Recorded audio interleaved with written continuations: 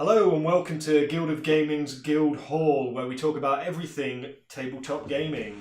I'm Lewis, I'm here with Elliot and Mendez. And today we will be discussing the worst game of 2018. If you see this game in a game store, you cross the street. You get out of there. You get out of there as fast. You drop that game and you get out of there fast. You knock on the floor first, and then you glare at the shop owner. You make sure no one can play this game ever again.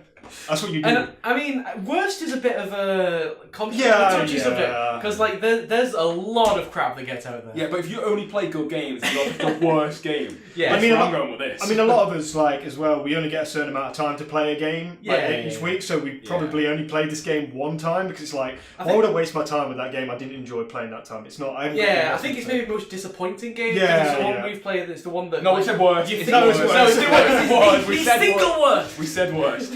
Do you want me to start this time? Yes. Right, yes, okay, since I've got the box. Mine is Deadwood 1876. It's a social deduction party game. It's not a party game. Okay, it's a social deduction, large player count game. Yeah. Basically, it's you're all cowboys and you shooting each other with cards. You've got safes out in front of you. You choose a safe. You roll some dice. You shoot people. See, it sounds so good. Yeah, it sounds good. You kick people out. There's like a final showdown, which I think is bullshit, but I'll explain that again later. Basically, it says it's a social deduction game. There's very little deduction. It's just a luck game. Basically, you get a lucky draw the card. You roll the dice. If you're lucky, you do well. If you're unlucky, you might do badly. There's not much bluffing or intrigue. It's very on the level, and it's sort of like a bit of a root and shoot and shooter. The thing that I don't like is that I was never really engaged in what other people were doing, unless I chose my safe. I mean, we all played the same game, right? We all played the same game. Yeah. So, just to give you a bit of context around when we played, it was kind of... To be fair to the game. To be fair to the game, we were, I think, 9 people? Yeah. Yeah. It says it supports 2 to 9 players. Yeah, so we were top player count. Nobody knew the rules, so we were trying to figure out a way through the rules. And as you can imagine, with 9 people... Never a clever way to play a game. Yeah. Learn them I mean, this is what I was saying about our limited time as well. It's just... I guess it's just experience along with the game, and I don't think I'd enjoy the game that much if I played it outside. So, I was thinking, to be fair to the game, I thought it was okay. Yeah. It was okay. I think if you knew the rules after playing it once and how I read them afterwards, I thought okay, but I'd probably give it a 5. I agree with you. There is very little social deduction, to the point that it's you've got 3 things, and I might want one of them, and only a might. Yeah. And then the final showdown is just okay. Well, you basically fucked your team over to make sure you've got a gun.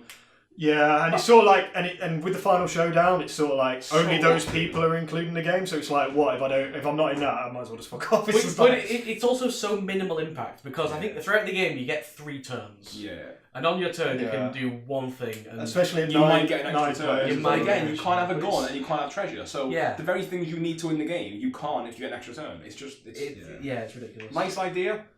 Poor execution for me. Again, it was max players and stuff like that.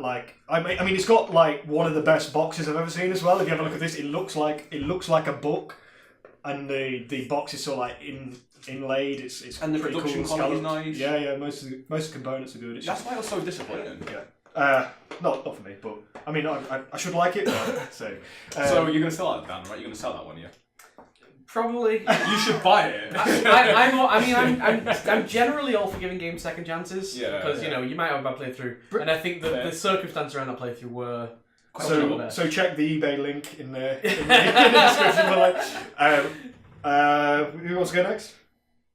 Right. Matt, well, Elliot. I start by saying this that I don't play shit games because limited time. So I do my research. I'm a big believer in if you've got to play the game, you should know the rulebook backwards. You should be able to, before you teach the game. You don't know 100% of it, but you should at least read it once, cover to cover. But ideally, you should read it multiple times when you go, here, play a game, here's how you play it. Yeah. And get straight into it.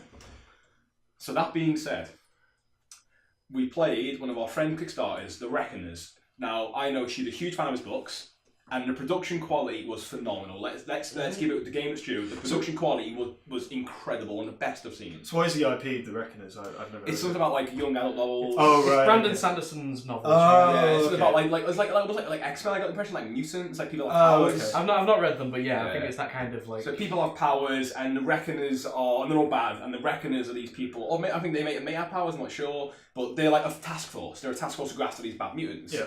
And the guy is called like Lord Steelheart, who's like a super evil dude. Again, the production phenomenal. Yeah, so absolutely. you lay it out, and it's a huge table game, like huge table space. Minis. Some minis which are great. You know, everything's just nice. Everything's nice. Minis, big metal components. All the stuff that like you put components on has little slots for the components to go in, which is great. Oh, cool. It's a typical Kickstarter in that it got a lot of funding, so they went all out on it. Yeah. But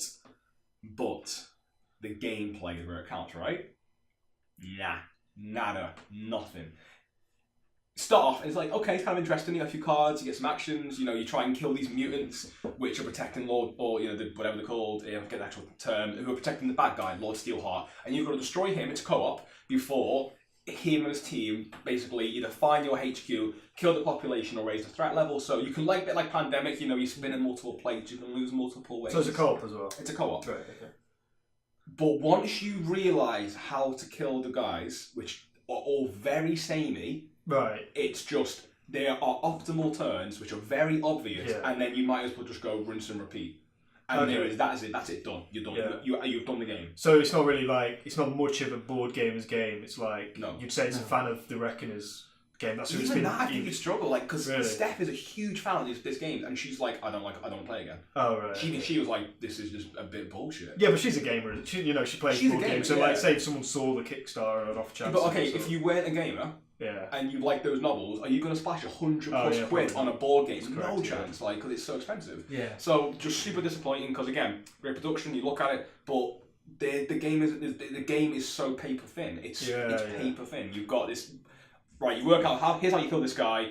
Let's just all do that, and we're done. And in a couple of turns. That does annoy me a little bit, especially with these Kickstarters where you've got like so many components, and it's such it's such a thin veneer, isn't it? Yeah. Especially for like people nowadays. It's about like loads of people buy loads of games, and everyone played loads of games. It's sort of like if your game isn't up to standard, you know, it's just I not went good. on BGG. We looked on the forums. Lots of people said the same thing, and even the hardest difficulty, it's so easy. It's so easy. Yeah. So that's it. Yeah. For me, Reckoners. Probably 3-4 out of 10, pretty low. Wouldn't play again, wouldn't recommend it. Sell it if you've got it.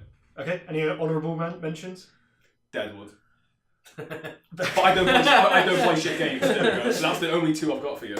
Mendez. So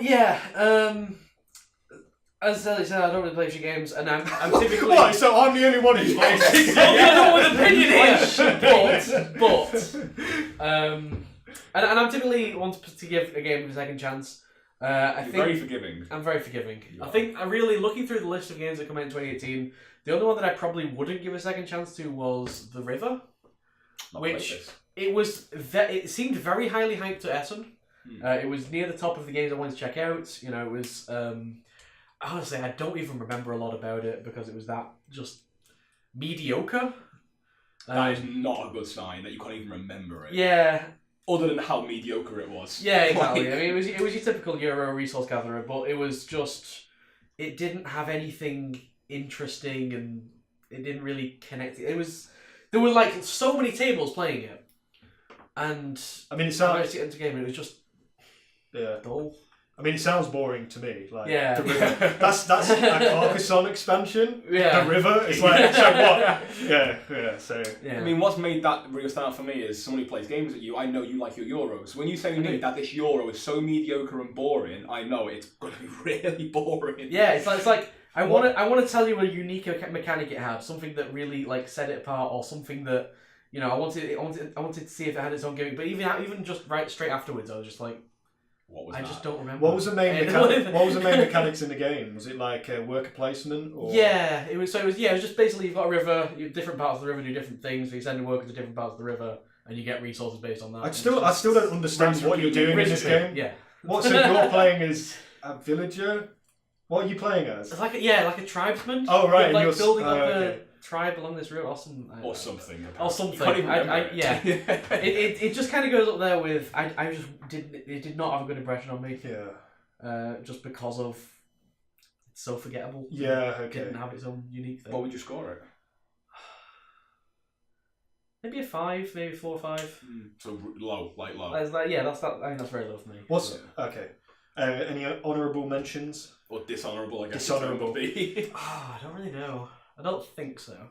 I've got one. I mean, Deadwood, obviously. Oh my god! Yeah. Let's be honest. I've got 2 dishonourable mentions. I'm going to mention one of them, and I'm not going to mention the other one because You have to. No, you can't say that. Okay. Okay. One dishonourable is a game called Roadhog, which we played. You shut your whole mouth. Was that actually a 2018 game? But it was. I can't remember. That I'm not was one of sure. the best gaming experiences of my life. It's like one of the best. It's like one of the worst. No, worst games I've ever played. Like, it's so good. Basically, it's such like a take that sort of game. I mean, but we put It's a roll and move. Roll and move, take that game. It was Basically, only- put all the. You're trying to fight your way through traffic, and we put all the boards together in the game, and the game took about 2 hours.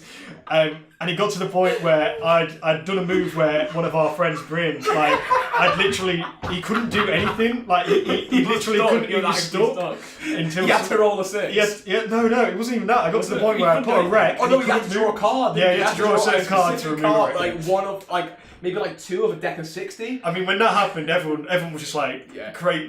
bursting into tears with laughter. But like, it was just. We it was were the whole time through that game. We were just playing traffic zones as well. Yeah. Oh yeah, we had the audio. it's like Spotify, like New I can York, even tell you the song. East Street Yeah, or it was something like that. 53rd East Street. Yeah. New York. It was like beep beep. And we were just laughing the whole way through. It's the most like hyper sleep deprived experience. It was so funny. It It was just like awful, but it was so It was bad. so funny. It was fun. And my other one is Azul Stained Glass Sinatra. Oh, anyway, for next time, guys. We'll, I like. whoa! Wait a minute! Yeah. Oh my god. No, that game is good, man. We will cover that in another episode. I think so. Yeah.